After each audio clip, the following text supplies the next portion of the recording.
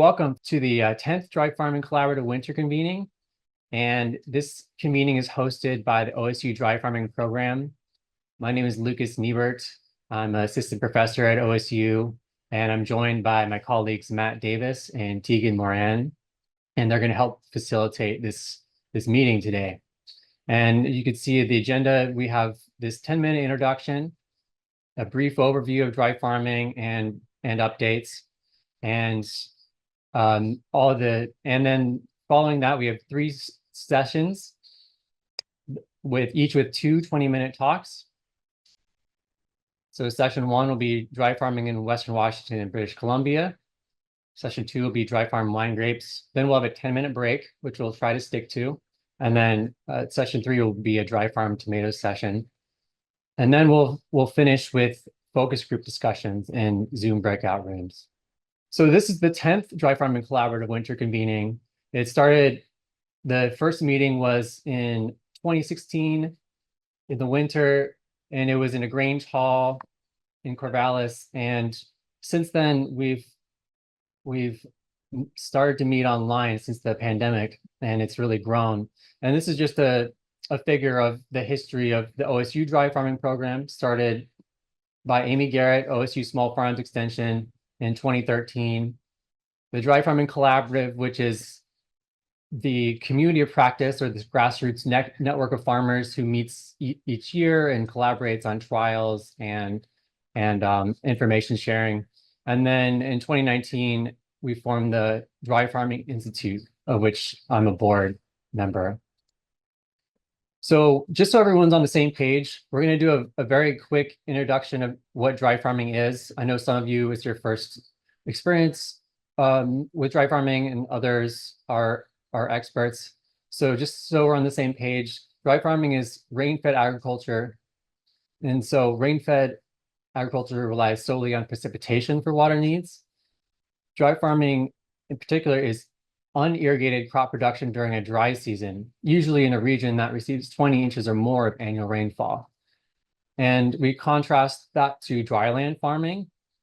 For example, east of the Cascades, if you're from Oregon or Washington, in which it's unirrigated crop production in a more semi-arid region that receives less than 20 inches of annual rainfall. The big difference being that in dry land systems, there's not quite enough rainfall necessarily to replenish soil moisture every year. And there's a whole different cropping strategy for that. But more generally, dry farming is a place-based approach to grow crops within the climate constraints of the environment. And your practices will differ based on place, but the 2 basic principles are conserving and using soil moisture and growing suitable plant species and varieties. This is a dry farm field outside of Corvallis in September, and it has not been irrigated. And if you're from the area, you know that we have a Mediterranean climate. So we have maybe an inch of rainfall in June, and then in July and August, no real significant rain. So right when you need water the most, it's not coming from the sky. And so in dry farming, we rely on soil moisture. And so the basic principles and practices in dry farming are: 1, identify a suitable location.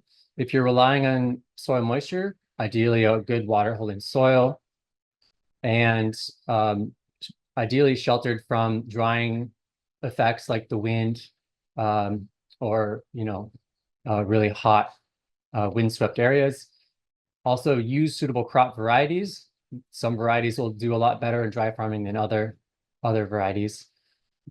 Also, early soil prep and planting is important, and this is part of a soil water conservation strategy. If you need to get your plants in the ground when the soil is still moist before the soil dries out.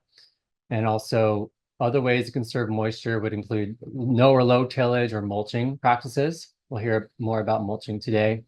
And we want to facilitate deep rooting. And the main thing we do with dry farming is just not re-wetting the topsoil, and that enables the roots to penetrate deeper into the soil.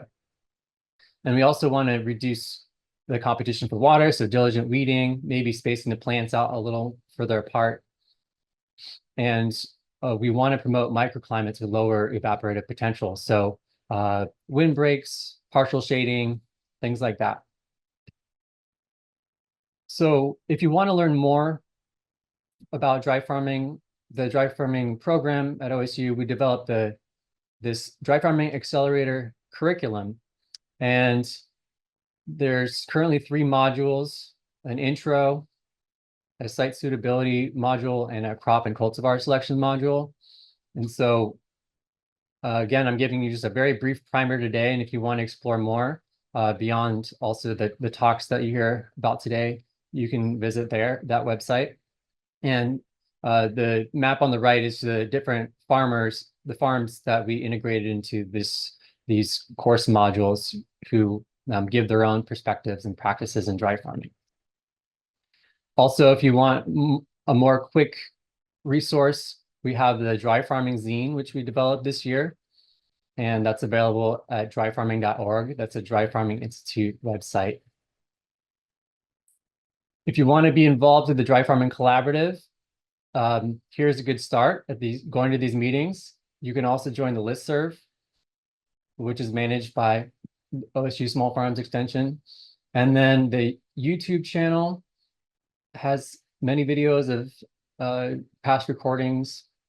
And then if you use Facebook, there's a pretty active Facebook group. I want to do a couple highlights that because the presentations today are on different topics, I just want to quickly highlight our dry farm melon trial that some of you might have heard of or were involved in. And in the link, I give more descriptions of these melon varieties. And I'm just going to go really quickly through this. You have the PDF for the slides, but we did find some that one of the melon varieties, Lily, was definitely a higher yielder than the others in our trials.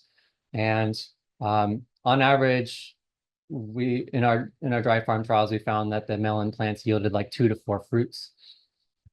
And we did tastings with these varieties at field days. And we also, at the OSU research farms, did different amounts of irrigation. So the more orange the bar is, the less water they received. And so for flavor of these different varieties, we see in general like an increase trending up with less irrigation, more flavor, but there definitely are exceptions. And this was not a perfectly balanced data set because we had a lot of in some cases, the melon varieties were not available. Also, there's a similar trend with texture. So that's the melon update.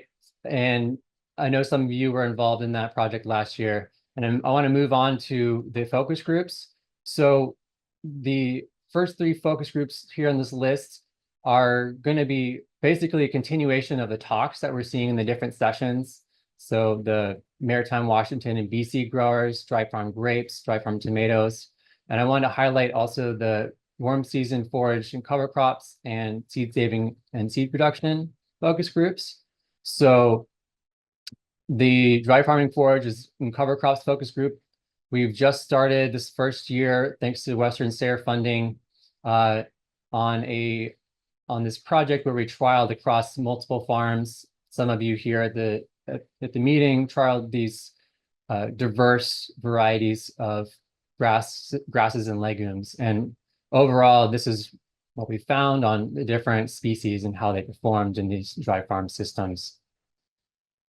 Also, I will be leading a focus group on dry farm seed saving and seed production, asking the questions, what are the benefits and challenges of dry farming our seed crops, and how does dry farming affect seed yield and quality? You can imagine it could be beneficial to adapt your crops to dry farm conditions, but there's limitations in potentially seed yield and seed quality, as we see with some of these zucchini varieties on the right. So one thing I wanted to go over is that we're all dry farming in a particular context, and today's presenters are coming from, Vancouver Island all the way down to Santa Cruz, and we all have our own climates. There is no one size fits all approach to dry farming and water resilience, says Amy Garrett, who founded the dry farming program. And we're trying to encourage people to, wherever they are, to start dry farming focus groups and educate each other where they are. So you all are pretty much in line with the geography that we're going to cover in today's talks. And I just want to share a couple figures of our different climates in these different areas, color coded by the pin on the map. So we all have our own contexts, but all of us share the same fact that during the warm season, it's also very dry. And so dry farming is a viable strategy in these regions.